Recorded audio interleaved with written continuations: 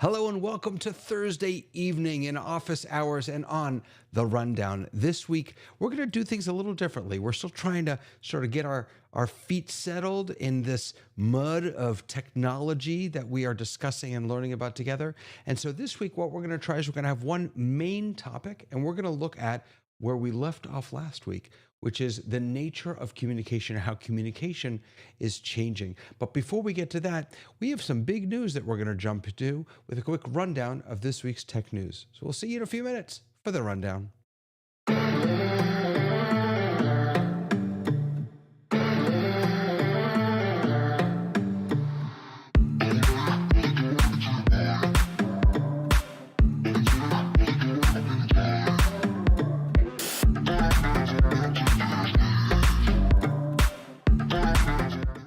That was the fastest few minutes in the history of few minutes. Welcome back, everyone, to the rundown. Here's our esteemed panel. Tamra, how are you, Tamra? I'm doing great. Good. Are you zoomed properly? I'm zoomed properly. Beautiful. That's what I like to hear. Andy, how you doing, sir? Hey, everybody, doing really well tonight. Just trying to stay warm. We have snow up here. It's snow. See, I haven't seen any snow for a long time down here in Florida. I don't know. I like the swag you got called the dads and dudes. Is that dads and dudes? Thanks. Yeah, dudes and dads. Oh, I did it backwards. Sorry. The dudes and dads swag. I love it. I love it. Paul, how you doing, sir? Good. Coming from Hot Springs tonight. Normally I'm in Austin, but here I am in Hot Springs. It's raining in Austin and clear in Hot Springs. Does it snow in Hot Springs? I mean, that sounds like a dumb question, but It does. It snows, there yes. you go. It snows in Hot. Okay. Yep, we got snow. Snows in Hot Springs. Lois, is it snowing by you? It is not snowing. I do not expect it to snow. It hasn't snowed here in years. We get cold and wet and rainy in the winter, but it's not that cold. It's just cool. So we have a second growing season. We have a winter garden There you and go. a summer garden. Yeah. There you go. So, I moved down to Florida 10 years ago, and it's still funny. The mornings down here this week were in the 50s, and it's still funny to me how Floridians they just don't know how to handle cold at all. It's 62 degrees, and they're in sweaters and hats and gloves. It's hysterical. It's so funny. They just have no idea what to do with it. I wouldn't know what you're talking about here in Southern California. That's right. It's a physiological change, David. I know when It I is. moved here from Upper Peninsula of Michigan up by Canada, where it was like below zero every winter. And I moved here, and now there's no way I could survive that. No, I agree with you. My blood has thickened or thinned, whichever one it is. Yeah. Yeah. Since I've been down here, I absolutely agree. So we wanted to, as I mentioned, we wanted to try things a little differently. We started with 3 topics, then we went to 2 topics. Now we're going to 1 topic because we all just talk too much. But we also do want to start with some news. Beep, beep, beep, beep, beep, beep. I didn't have the news ticker yet. Breaking for this week. And as of 5 minutes ago, there were 3 stories, and now there are 5. So this may take up the entire hour. I have no idea. But We'll be quick. we'll try and be quick. But the first is actually a follow-up from last week's show. So last week's show, we were talking about social media, mental health, and then right after that show is when I started hearing about this Australian ban on social media. That they have this, they passed laws that any child under 16 is not allowed on social media, period. Is this going to work? Tamra, is it going to fix the problem? I don't know that it's going to fix the problem, and I'm not sure that it's going to work this late in the game. Like, it feels like something that you'd have to introduce a little slowly. It's hard to take kids. I think it's hard to pull the plug once you've already gone down that road. I don't understand how we're gonna. What are we gonna take everyone's phones away? I don't even understand how it works.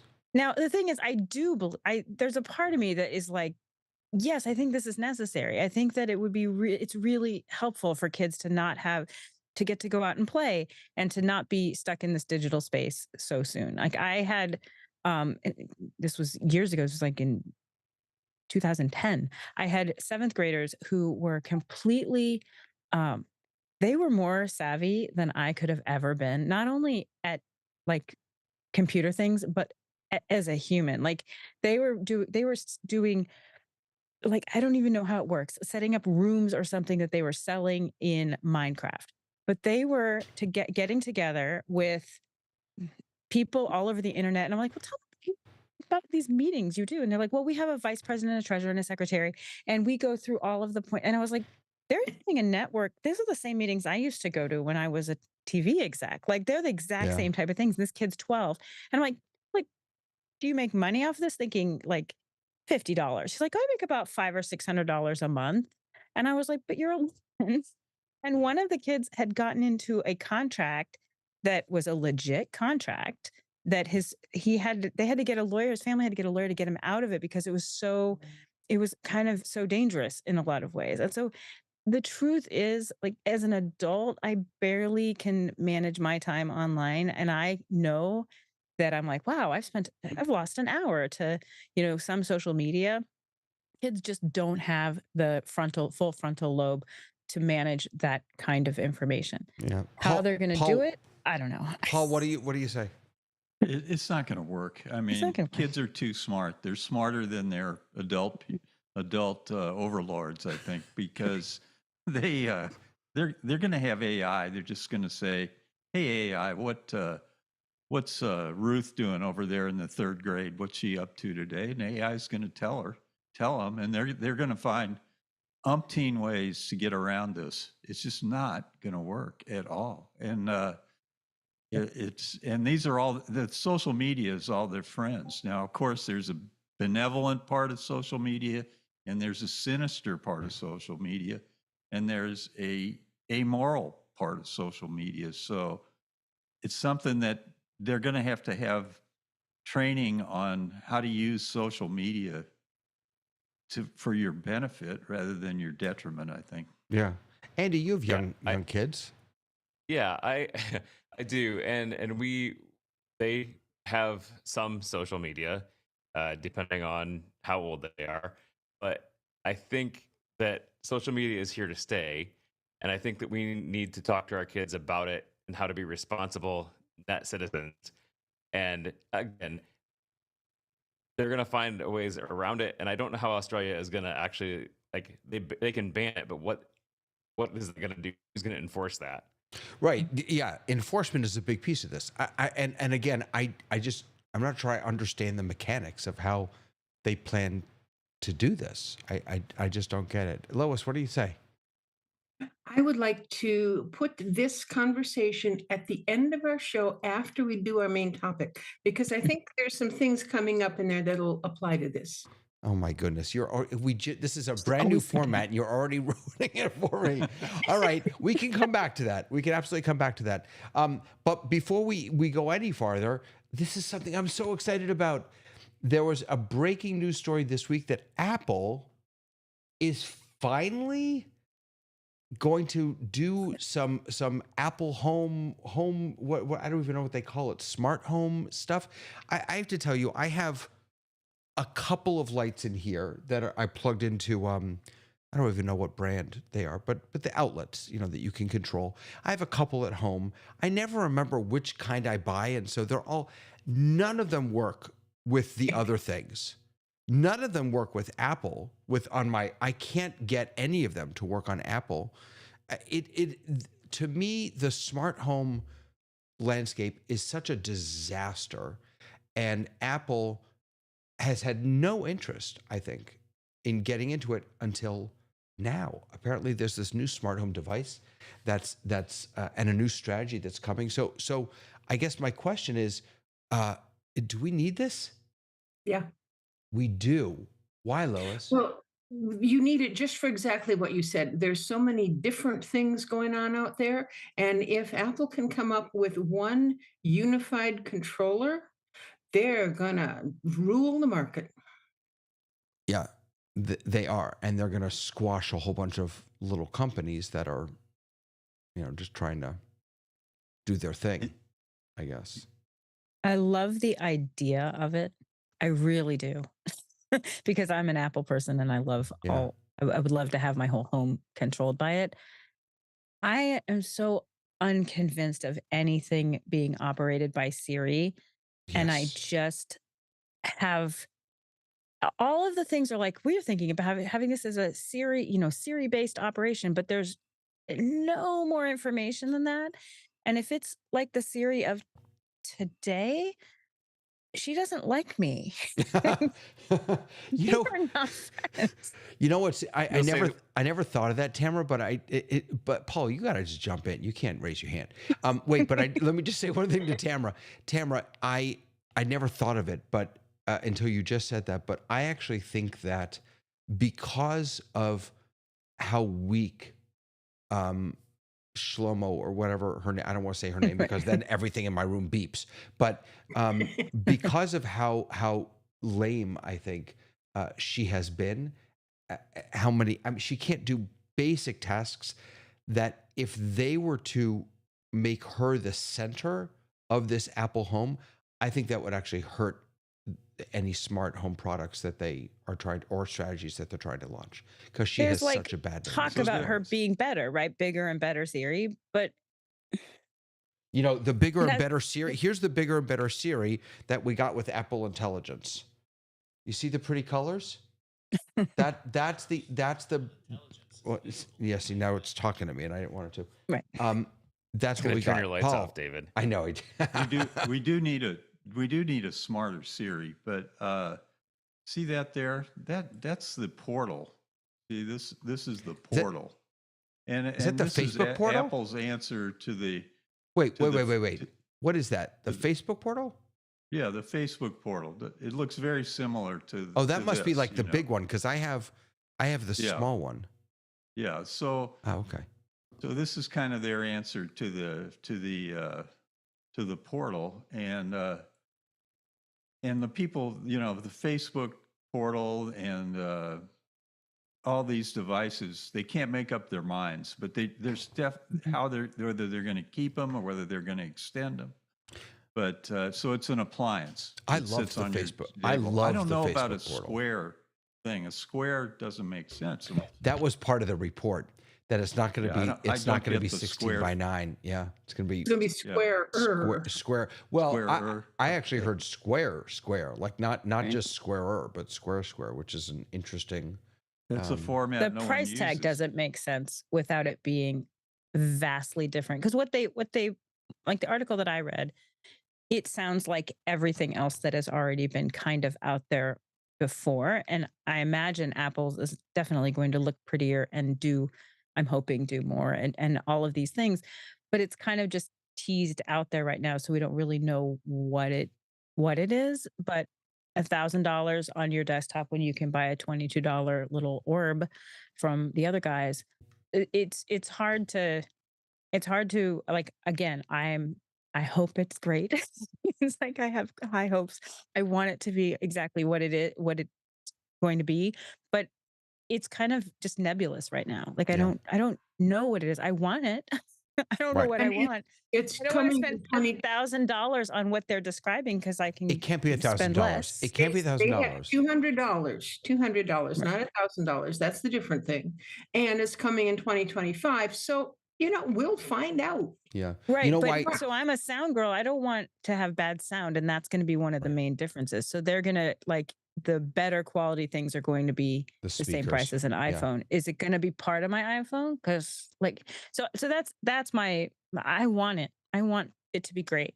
I want Siri to be amazing. Yeah. But there's been nothing released that tells me that it's any new and different, and there's not even like a teaser that it could be new and different because like that sentence describing it could describe any other device except that it's square.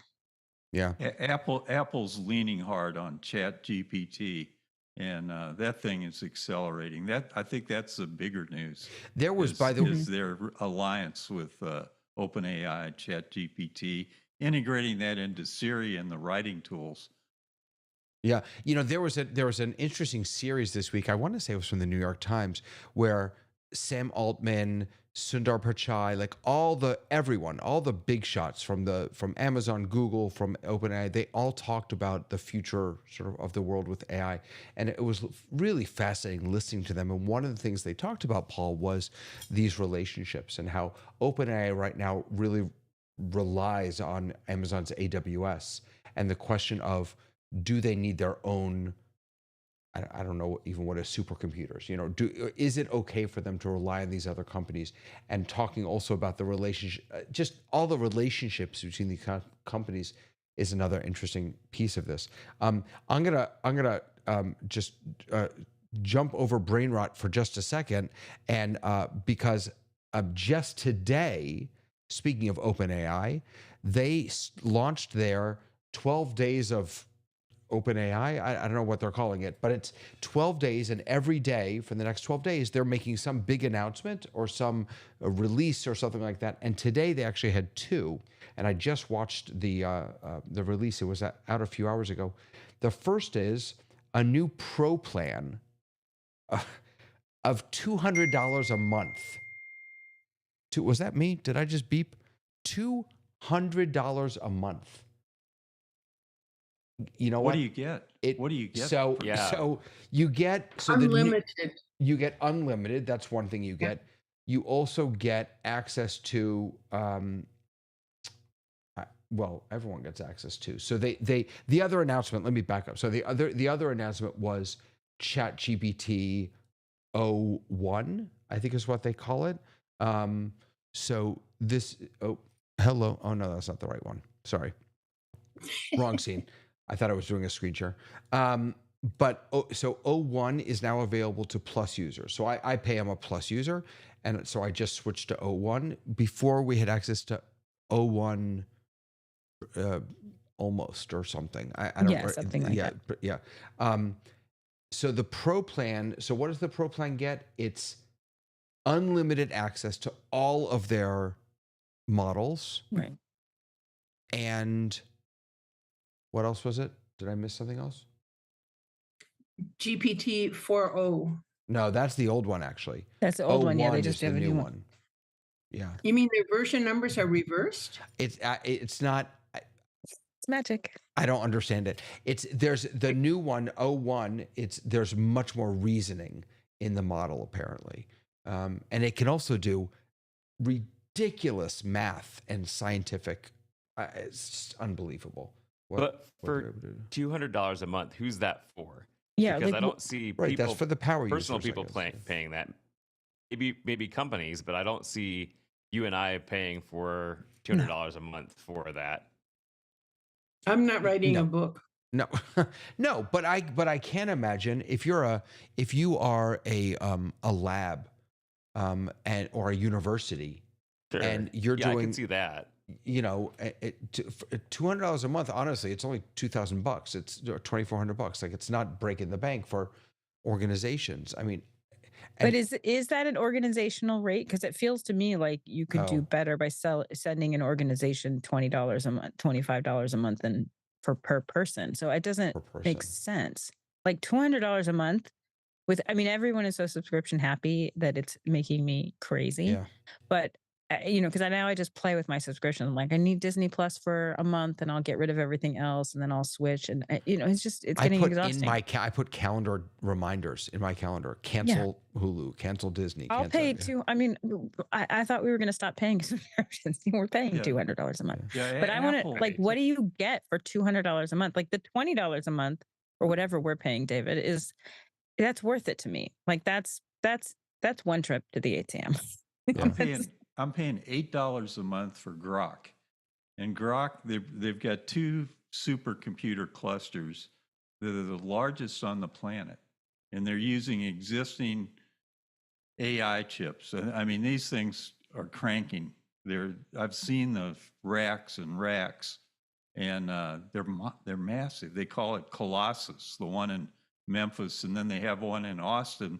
They did an add-on to the Tesla plant. One end of the Tesla plant is just one giant supercomputer. And I've been getting incredible results for my, I pay for Twitter, and if you pay $8 a month for Twitter, you get Grok. And some of the results are just phenomenal. And Sam Altman, one of the questions he was asked, by the way, was about the XAI, is that what Grok refers That's to? it. Yeah. And he see, said they're using existing chips. Apple hasn't really developed their own AI chip yet. Right. So what are they going to run this thing on? right, and Sam Altman from OpenAI was saying that he feels like XAI really is going to be competition. Feels like it's going to put some stuff out there. OpenAI and Azure are best friends. They're all that, and yet, and this sort of goes back to the home automation, or not home automation. What do you call it? The home pod thing, whatever. The Apple Home stuff is that no AirPod? one's on the same page. No one's working Right. together. Right. And But when everybody has it. everyone has it, but they also have their own, Right. like you said, Paul. Yeah. Right.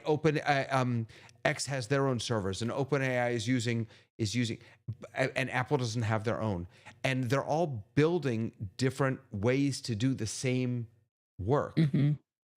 It's just the It's we're at pathway. the beginning. The We're at pathway the is beginning. different with X, because X is going from self-driving cars to self-autonomous humanoid robots, and they're based in the real world, and they're not LLM. They're this other type of AI, which is relevant to the everyday world.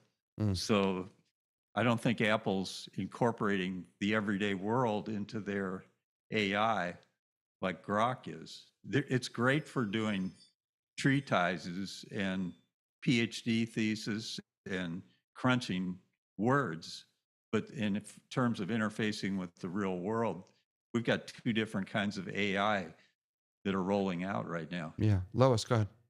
David, you said that they're different, and this seems to me like when we first had tape recording for audio tapes, and there were all these different formats and these different ways of going, and they're fighting each other out, and eventually we all agreed, oh well, that's not very good, we'll stop using that one, and it went away, and so I think that's what's going to happen with this, is that at some point people will get either bought out or end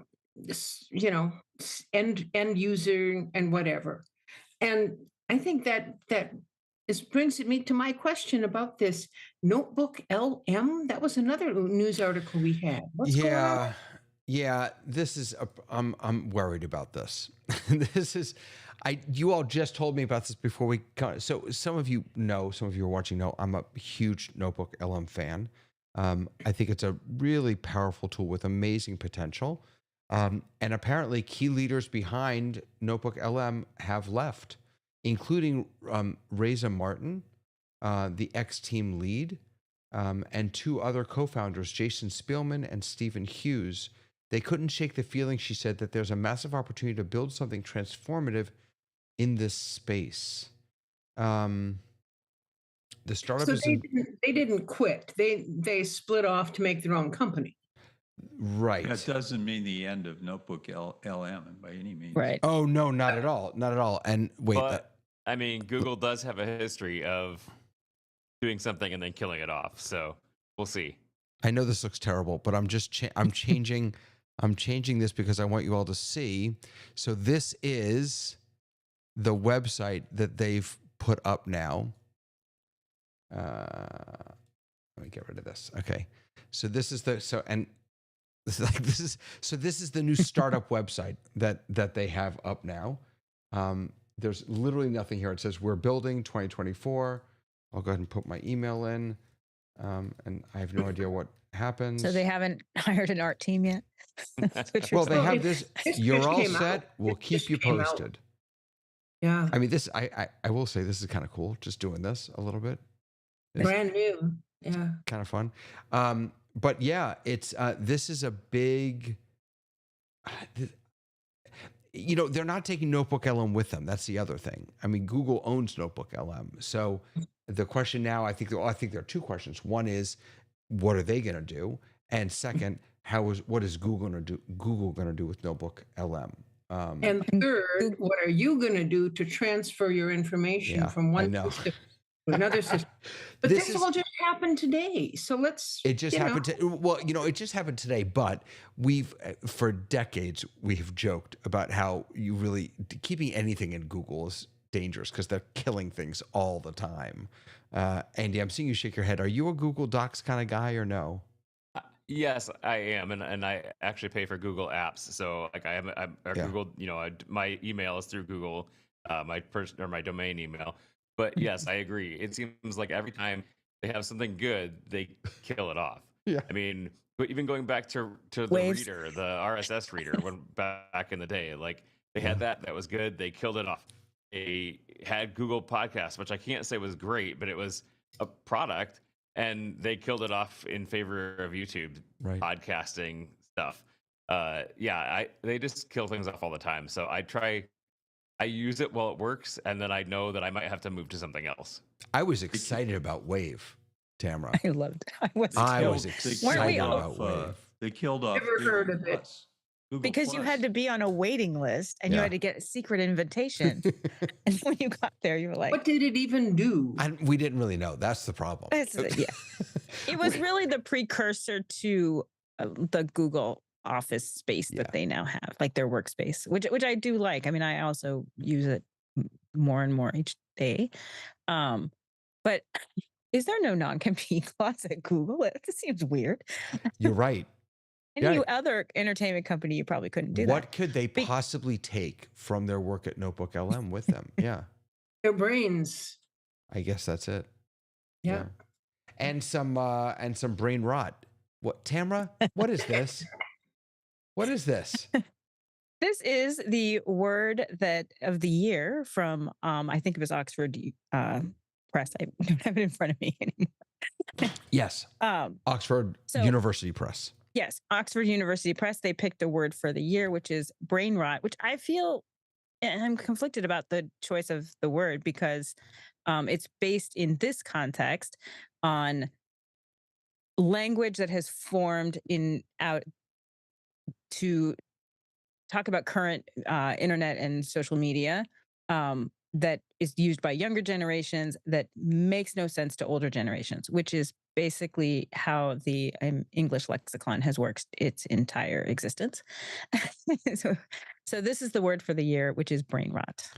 And you say that that's a new word. I heard that back in the That's what I'm saying. It's not a new word, but it's and new it was in this. talking about people who were just passively watching television and they're going to have brain rot. Right. I kind of feel like it's not new and it's more appropriated from other contexts prior to this one. It's being applied to this. So I was a little conflicted by it, but I thought it was interesting. But the piece of it that I find interesting is how they define brain rot nowadays. That it's this term for bizarre and semi-unintelligible, extremely online language. Right. That's the part that it's like, one, the lexicon changes. And I mean, I don't have the article in front of me, but there was an article several years back talking about how the American lexicon is affected by 8th grade girls. that most of the language that comes into the population is based because the way the lexicon changes is that someone you respect uses a word that you don't know, and then you acquire that word. And in your social groups, it is spreading. And then in your social groups, it is spreading. And they found that the rate of that acquiring of new language and spreading of new language happens most with 8th grade girls, like middle school girls. Perfectly reasonable. Which sounds perfectly reasonable. So I found the word brain rot associated with that particular thing is not new and different because it's exactly as Lois says. We've talked about it in other contexts of like playing video games too long and doing, things that we deem is not going to make your brain stronger and healthier and smarter. Right. And I'm not sure I agree with it in this particular context. So here we go. They gave the term brain rot was selected from a short list of 6 words. They picked out 37,000 people and say, here's 6 words. You pick the word of the year. And the other words, just to get the context here, The other words on the list were demure, dynamic pricing, lore, romantasy, and slop. Now, I would have voted for Understand slop. why I they mean, get slop. brain rot. Slop I should be honestly word of don't the know what year, I any of guess. those words And mean. so demure is in their context is based off of a viral TikTok video. So Really? that's what's interesting is that those words, I Oh. don't know where the other ones, like what made them kind of the popular things, but it feels like it's, Law and Order ripped from the headlines kind of word choice. The word list comes from, the most popular friends, I guess. Probably some AI. Yeah. Semi-unintelligible. So It just means they've changed the definition enough that you and I, old timers, don't know what they're talking about. well, no. So in the context of this story, semi-unintelligible is referring to the language that Gen Zers are using online. So let's go there. Well, and also Um, the Gen Alpha. Gen that's Alpha, right? No, using that's in their right. You're right. regular That's what I life. meant. They're Yes. the babies. I don't know half the words my kids are saying. No, it's So let's talk a little bit. Someone's dinging. I don't know if that's me. It's entirely possible it's me. I just dung again. I think that's me. I can't hear it. Oh, good. You can't hear it. It's just me. It's my daughter going crazy, texting me. You're Sorry. dinging. Huh? It's Okay. very faint here.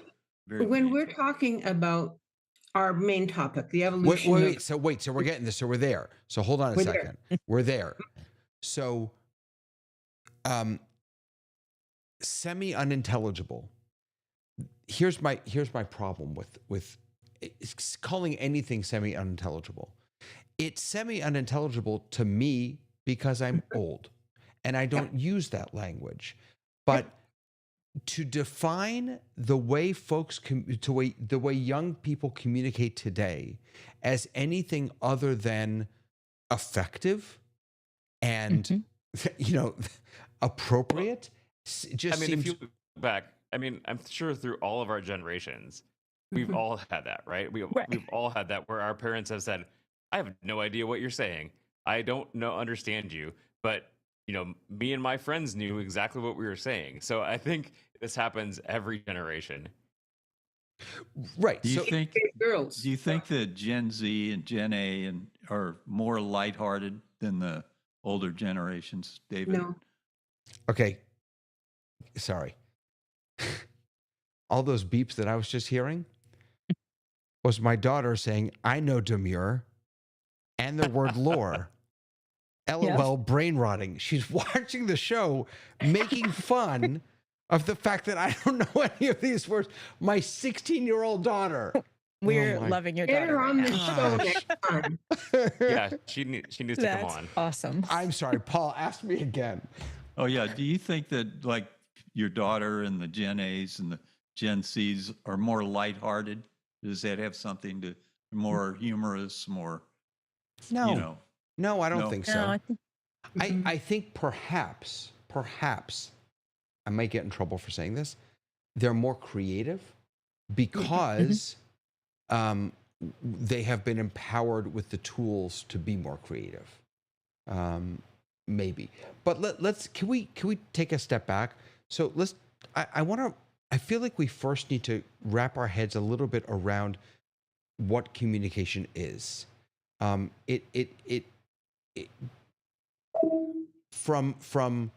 even before conversation, the whole idea of written hieroglyphs and the way that we have communicated over time has both changed drastically, but also in large part remained very much the same. No, Lois? Okay, so I'm the one who asked for this subject, and I have opinions on it. Buckle in, everyone. So buckle up.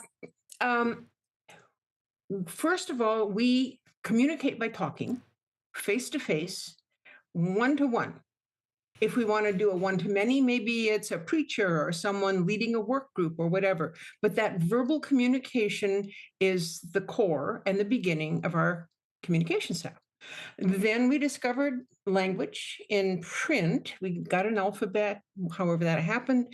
And now we can write to each other. So we now have handwritten messages, one to one, like letters, or one to many, like a proclamation that gets written out and then posted on the church wall, or is carried around by the king's announcers that go from village to village and read out the proclamation. And all this stuff is still handwritten. If you want to make 15 proclamations to send to different places, well, there's somebody out there hand copying each one. But we're still one to one or one to many. Now, when we get to printed, all right, now we've gone from handwritten to print. And that around here. that I'm on, means that I'm you on, what? excuse me. Oh, sorry. So that means that you can now reproduce something. You can print it, whether it's a flyer or a book or whatever, or a typewriter that you're doing a letter on. But anyway, the fact that it's printed makes slight difference in possibilities. So we have, in the same time that we've gotten letters, we've also established our social structure to accommodate that. So we now have a postal service. You take your letter, you hand it to someone, they carry it the other end, and my brother reads it and he gets a sealed envelope. It's perfectly private. Okay. When we get to print, we can do the same thing one to one. For the one to many, we now have much more flexibility. You can make 100 copies of something. Nobody has to hand copy them and send them out. So the communication gets a little bit easier for the one to many. We still have, and we have books, of course, which is one to many, but archived. So that's what I'm looking at, is the way that things go. When we get to, there are some exceptions. A one-to-one message is usually private.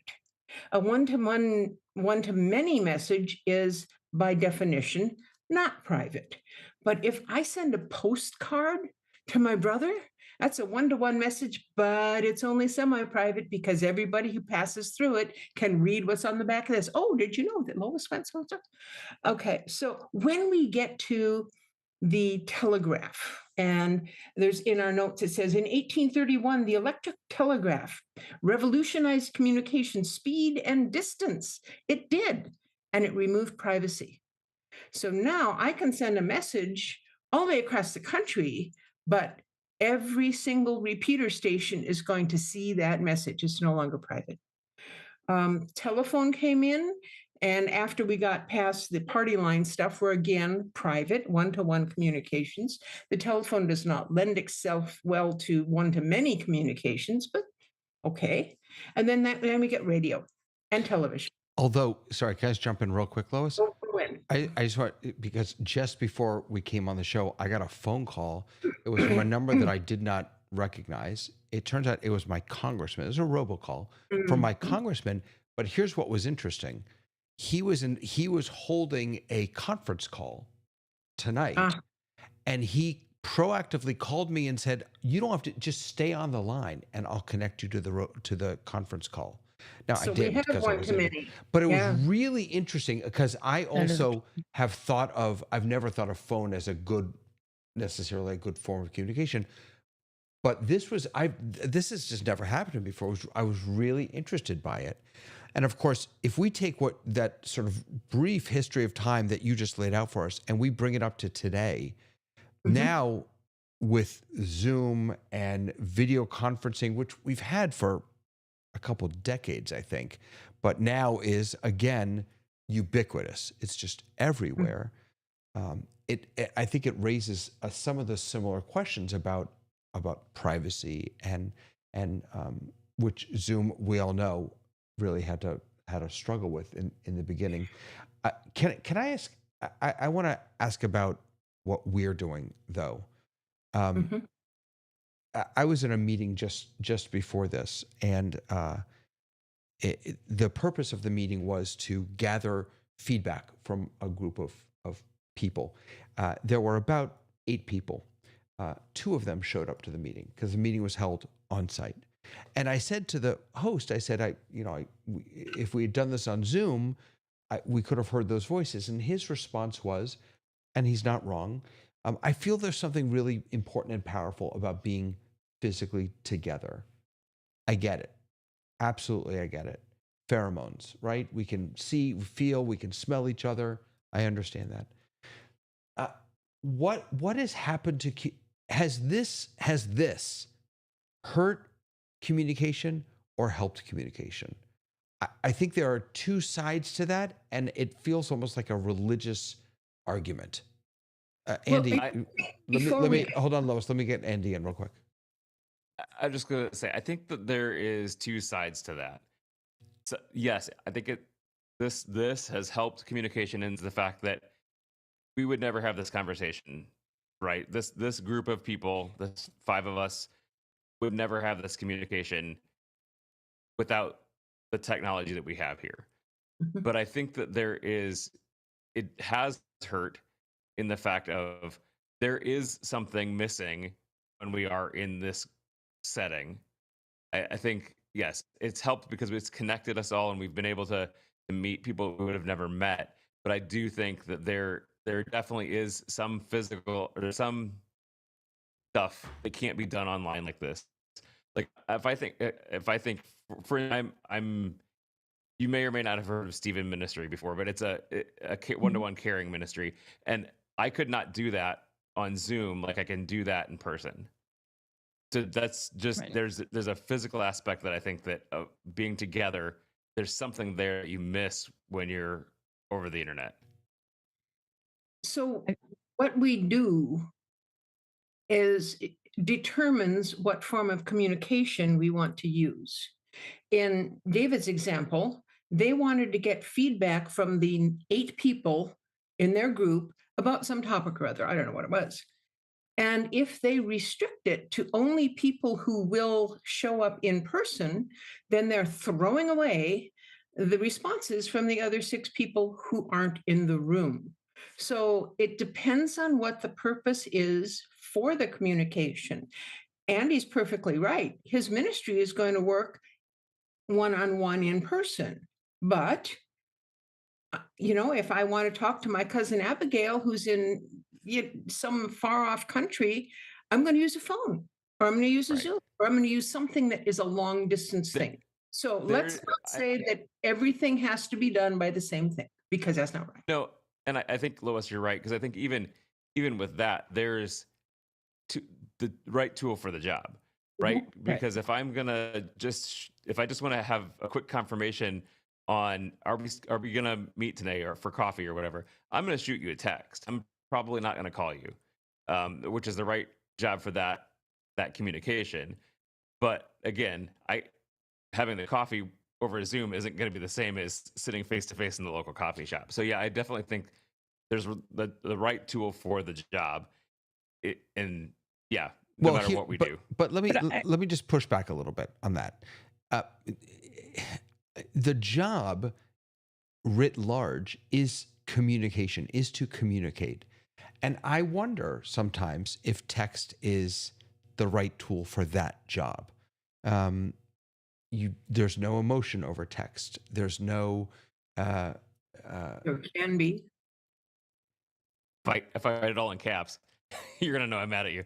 I guess so. And yeah, think there are emojis, but I don't know. I feel like I mean, if I walk over to you, if I get out of my tush out of my chair and I walk over to you and I say, hey, or I call you even, whatever, but or I Zoom you and you can see me.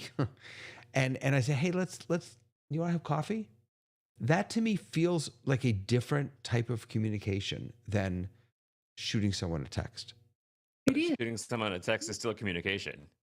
It is. I'm just not sure it makes the point of I'm trying to make a date with you. Is this a good time?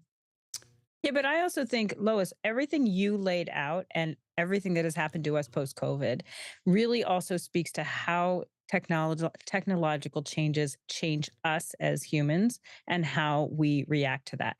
So I'm much more likely to do in-person things with a much smaller list of people than I was pre-COVID. I'm much more likely, even if I'm in the same town as them, they kind of have to meet a criteria. I won't go to breakfast or lunch with just anybody to to have FaceTime with them now. I'm much more cognizant of who I want to have that FaceTime with and who I want to be in connectivity with. But also, it has changed things. Like we see it a lot in work because the younger generation, our youngest, our Gen Zs who hit their work time right at COVID, they've literally never been in an office before. And you can see it in so many different ways. You can see it in negative ways where you're like, wow, your interpersonal skills and understanding of like the hierarchy of how the office functions is non-existent and there's no way for you to learn, because where you learned those things in the office was in the kitchen standing next to, and it wasn't in the meetings, it was in the in between times of the meetings. That's where you learned all of those things. But on the other side of that, they don't understand why you would have to go with a lot of companies forcing people back into the office, and then they go and they're like, I'm not getting anything out of this interaction. Right. And then the other side is, the other piece of it is accessibility. There are things that this medium has given us that are more accessible in the same amount that they've taken away some of the stuff you're talking about, Andy. Because I agree with you. Like, I'm a theater girl. We do things live and in person, but I'm also the person in the theater community who is pushing the digital conversations because they've been more global and they've become more interesting. And I wonder, so is a performance, is what you're able to communicate in a live performance better than what you're able to communicate in a movie? So here's what I tell the theater community. It is not one or the other. This is a new medium with new rules and with new things. If you try to do theater or live events in a digital space, then you are going to get a result that is neither TV and film and neither digital. And I believe that there's a place for both. There's a place for live theater. I will never not love being in a live theater and watching things in front of me and dealing with people, having a shared experience with an audience. I will never not love that. However, and I will never not love going to the movie theater. They're completely different medium. But I do think that this is a new space, and creating for this space is very specific. Andy, Yeah, I want to. I agree. And go ahead. No, it's all right. You go, and then I'll ask my question. Yeah. I was just gonna say, yeah, Tamara, I think that what you're saying is 100% correct, and kind of what I was going back to before, like being the right tool for Mhm. the job. There definitely is a place for live theater, and there is that stuff that you wouldn't get in a produced video on demand type of a thing. And so I think that we need to embrace the technology that's here, because it's here, and it does bring it brings things that we never had before, like the fact that, like what Lois is saying, that I can contact my sister who lives in a whole different state, and we can have this face to face, and then if we want to, we can bring somebody else on, and we can have 3, 4, 5 different people in a room, where we couldn't do that 10, 15 years ago. Yeah, Andy, you and I both work with faith communities. I'm wondering if and you specifically, I mean, you I think do the TD or the production or the whatever. You're running soundboards and cameras and stuff. I mean, has the way that the church seeks to communicate, has it changed drastically in the past 5-10 years, or is it really just doing the same kind of thing but using different tools? I think it has, David, and I think what I've said several times actually recently is, I think the live stream is our front door now. Where in the past 10, 15 years, we were making sure that our front door, we had greeters. I mean, we still do. We still make sure that we have greeters and people that make people feel welcome.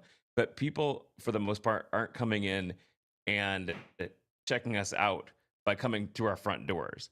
Our front door now is YouTube, is Facebook, because that's where they come first, check us out, and realize, oh, this is a place that I could come in person. So yeah, I think that the way that we've communicated, and not only that, but allowed for a broader audience too.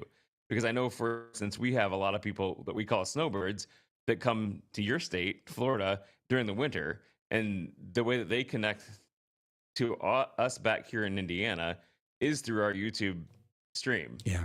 Whereas 10, 15 years ago, even before COVID, we weren't doing that. We were creating DVDs and mailing them out, and they'd see them several weeks later. Wait, Now were they you can really? watch it the same week. You were mailing Yeah, DVDs out. yeah. Wow. Yeah. Oh yeah. But back So- But it's then for a that was different ahead of your purpose, time. though, right? Like Well- that's what I think is shifted, and where we don't want to. I think what we're trying to do a lot of the times is make this into something that it's not, and make the live version something that it's not. So before, when we were mailing out CDs of services, it was to people who could not show up, and it was intentional.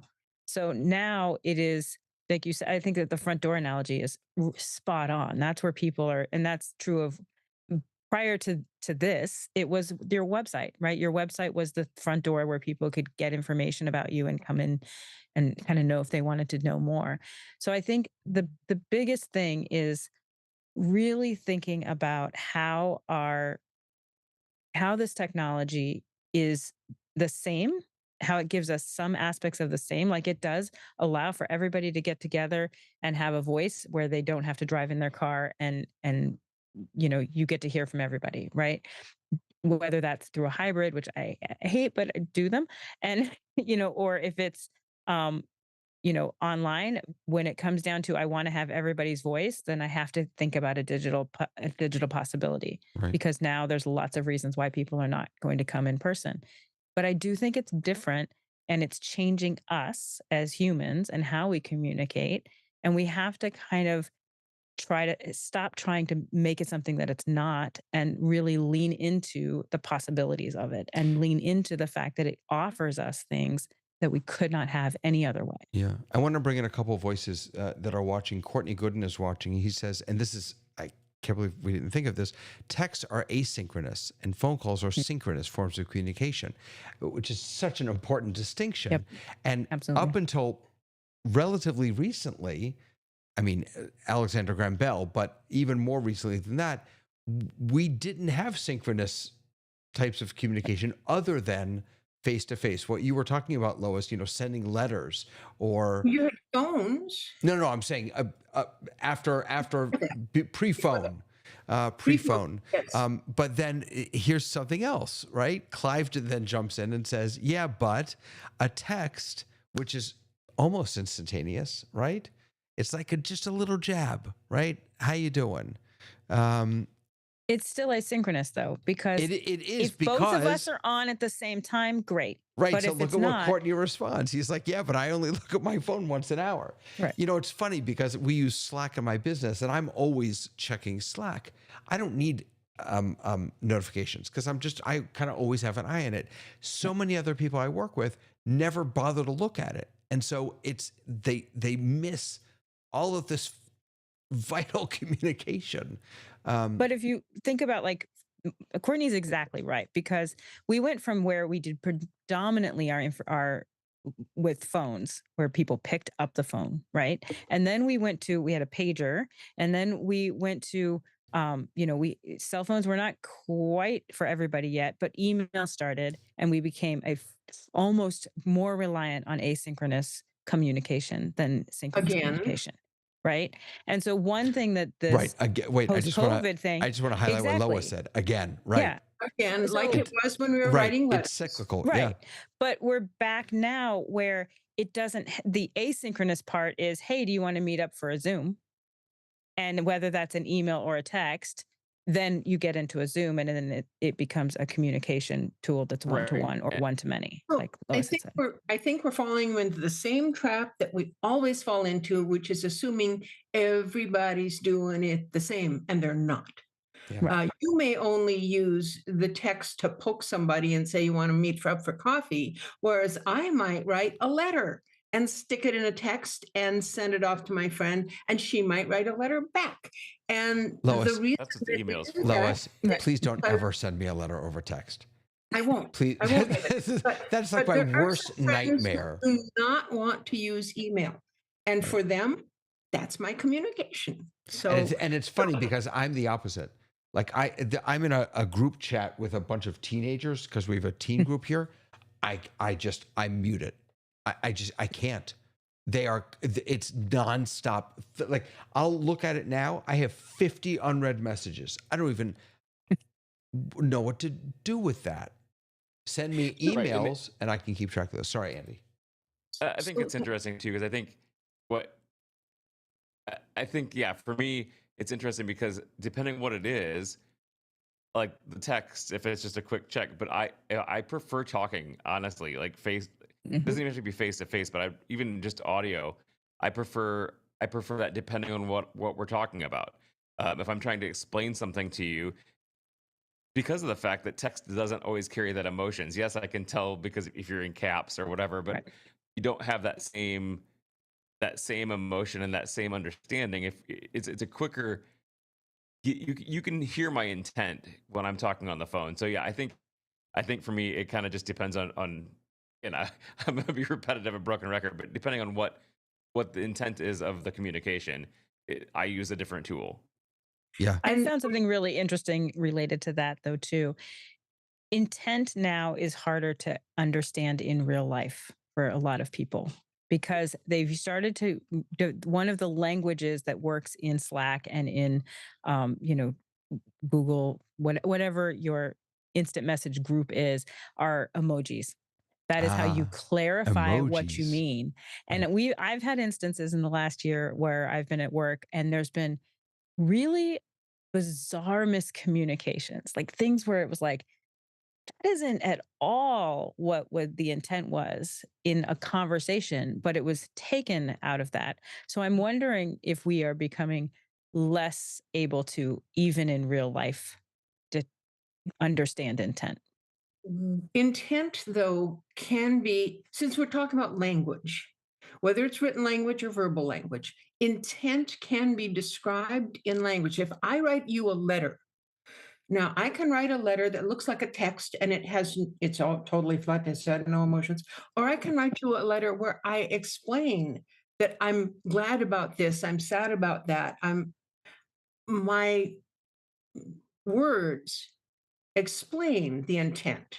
And so I think it comes back to the individual person again, because if I'm on a phone call with you, yes, you can hear the inflection of my voice, but I didn't like text at all until they put that little icon on the phone that's a little microphone. You click it, and suddenly it's recording what you're saying. So I can speak how I would write a letter.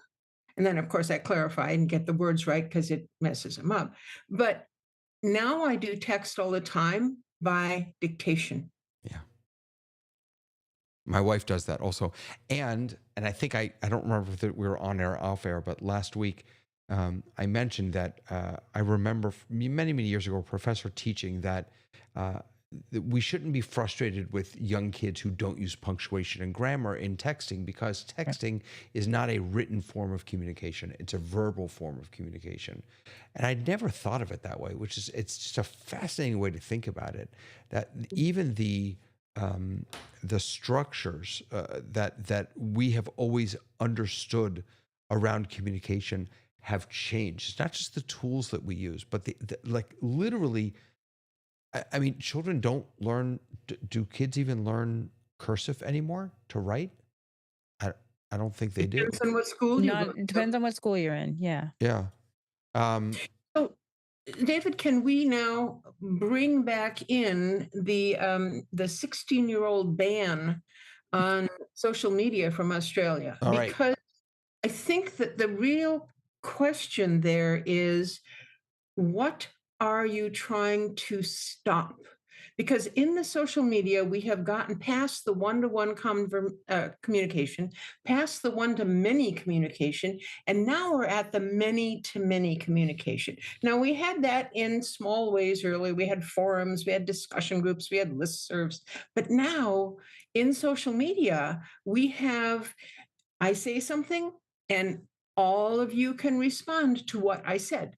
And then all of them can respond to what you said. And so we've got this ongoing, in the moment, many to many communication. Also, they cannot respond. Yes, Right? that's true. That's the other piece of it, is that I can post something on TikTok. I don't, but I could, and people could respond to me. And who is responding to me? The loudest people, who on both Right. positive and negative, who are making those responses. But there are thousands of people who are not responding, and who may be responding utilizing my content in ways that are either internal or external, or whether that could be sharing it with a friend, or taking something super personally that I didn't intend my video to be.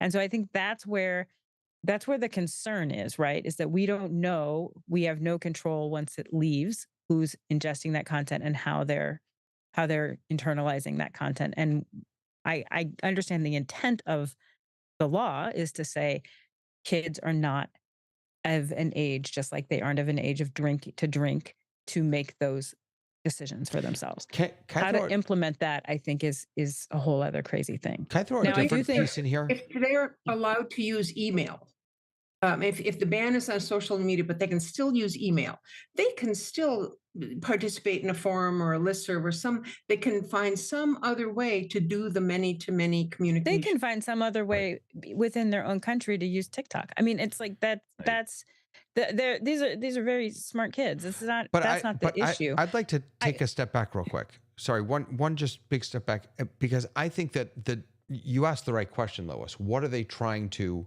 stop? Mhm. And I would argue that we have a very different understanding of what social media is and is for than the kids do. For us, Right. I think, I'll just speak for myself. For me, it's a place of content. It's where I can go to consume content, and it's where I can go to create content. And that content can be range from very personal, what I ate for lunch, or it can be a podcast, right? For kids, it's not content, it's communication. Right. Kids use these tools to talk to each other. But also But to brand where do you- themselves and to start businesses. Like Yes, no, absolutely. It's hugely different than, when I was younger, passing notes inside of a pencil sharpener to my friend. That was the form of communication of my 7th grade life, Yeah. right? So it's completely different, because like I asked my 20-year-old nephew, I'm like, what do you use, what do you do online? And he depicted all kinds of, I started my business, I'm branding, I know that I'm doing this. I was like, who would at that age was literally thinking of marketing through their personal brand? But the other part of it is, he goes, and it's fun. Sometimes it's just fun. Yeah. And I think it's all those The things. personal brand is an important piece of it. Sorry, Andy, I cut you off. No, that's all right. I think that where does this stop too?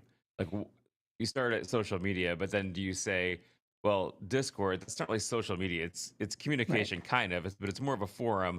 But then is it okay to ban text messages, because that's really still the same thing? It's communication. Like you were saying, it for them, social media is communication.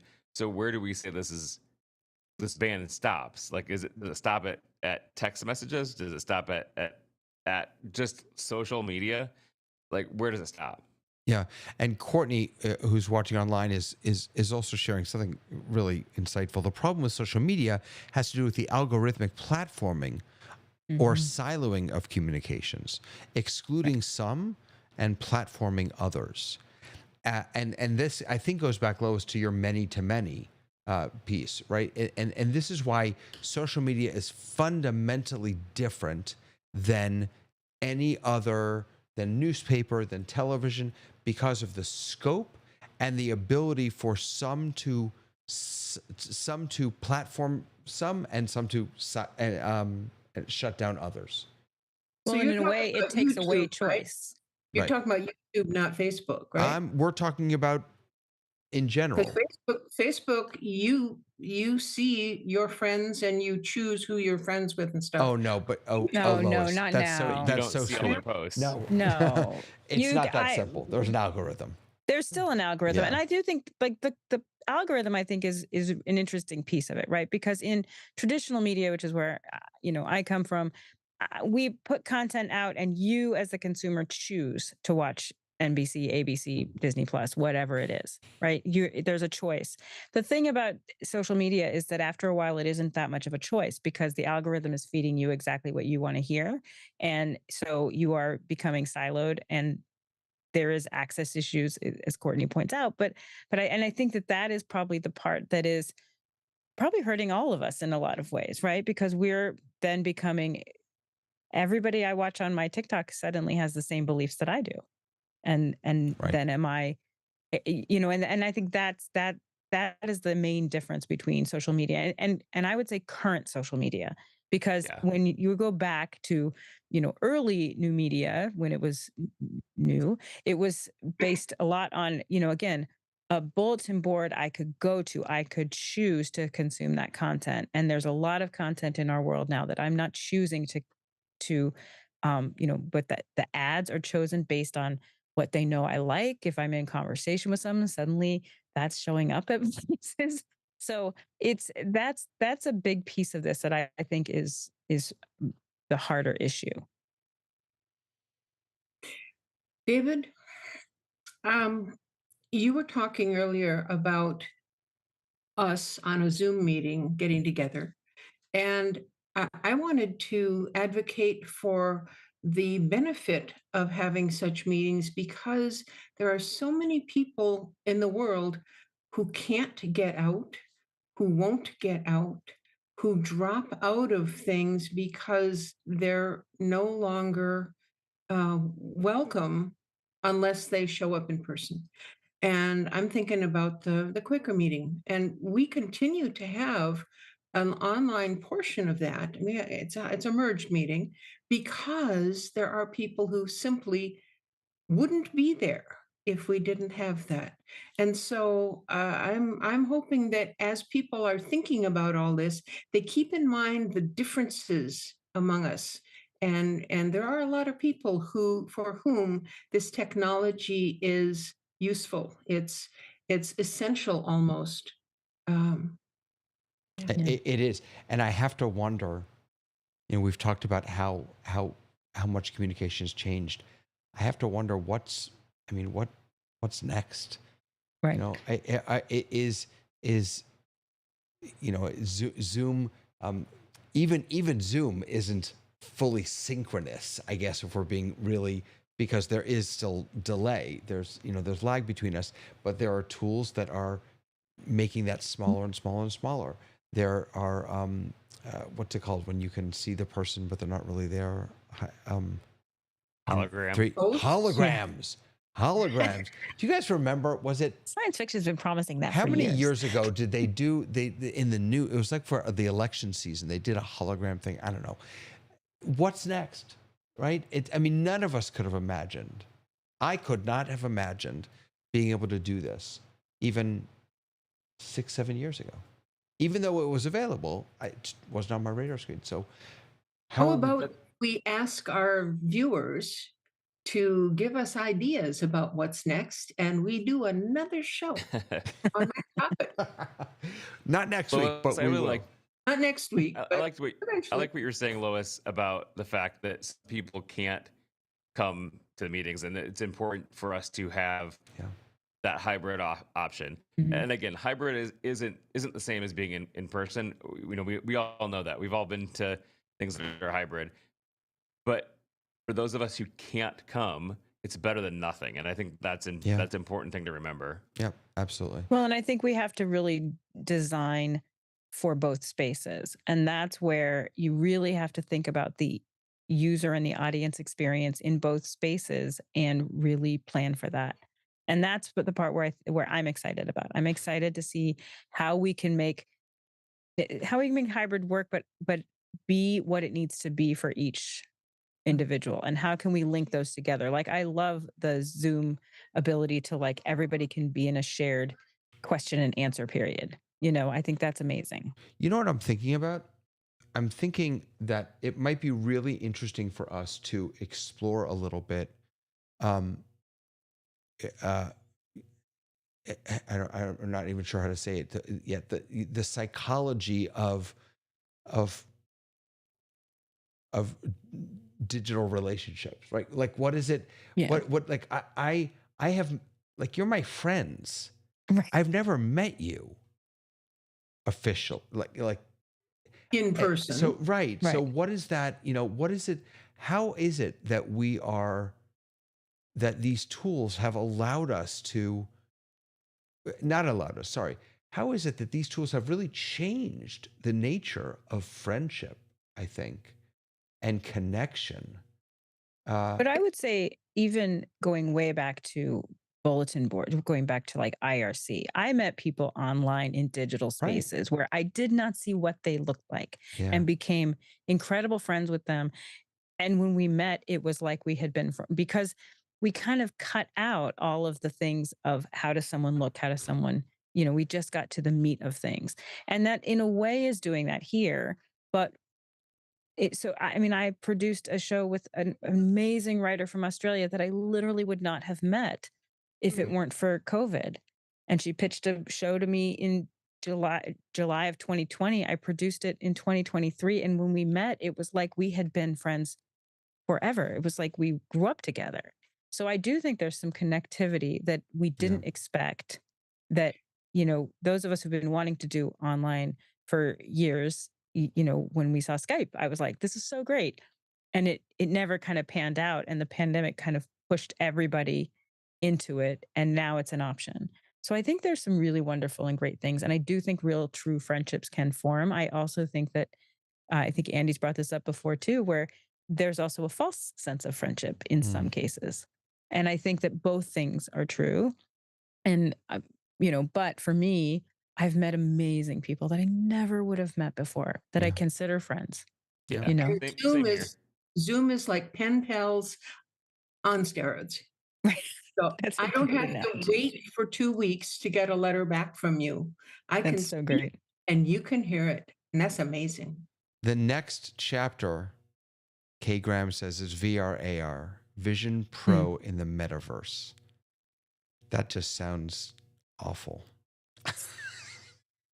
I You want to define those terms, VR, AR? virtual reality and augmented reality.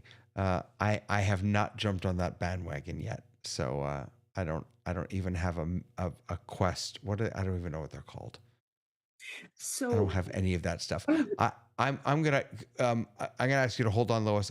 Paul, you have been so quiet up there in the corner of my screen, but I just want to say and invite you to chime in, because I mean, you sort of embody the idea of connection over in digital space because of all the time that you spend with office hours and all the people that you've gotten to know there. Yeah, I mean, it's an amazing community. And I got to know you there, which is one of the great things that happened there. So, yeah, I started a virtual community back before the internet. There was a virtual community called The Well in California, where Lois is nodding her head. She's out in California in Davis here. This was in Sausalito. We had a deck PDP, miniature mainframe, and we developed software for interacting. It was like one of the first conferencing BBS systems. So, and I've seen this thing evolve through the years. I mean, it's amazing how advanced it's become. Clive actually asked if any of us remember emailing over BBS. I do. Earlier in the chat, I do too. And that's why we started the first commercial company in our town, because all of the BBS owners got together and they said, we want to do internet email, not Yeah. just it's private. And so we made a node and we did it, and Wow. there we go. Those were the days. All right, folks. I'm going to call it for tonight. It's late here. It's 10:15. I made a note to myself that connection in digital space is something I want to explore. And there's an active argument going on in the chat about VR, AR, because Courtney came back and said, VR and AR, it's a 2-decade-old topic, as Apple is now finding out. So that may be something to think about also, is, how might that really impact all of this communication, connection, all of it. But for now, I just really want to say thank you to all of you for coming on and joining me. I'm so grateful. And I'm grateful for all of you for watching. As always, if you have ideas, if you want to talk, if you want to share, do it ahead of time. Go to the rundown.show, or just show up and chat in YouTube or Mukana with us. And we love to hear from you. I'm grateful to all of you. Have a lovely, lovely rest of the day. We'll see you next week on The Rundown.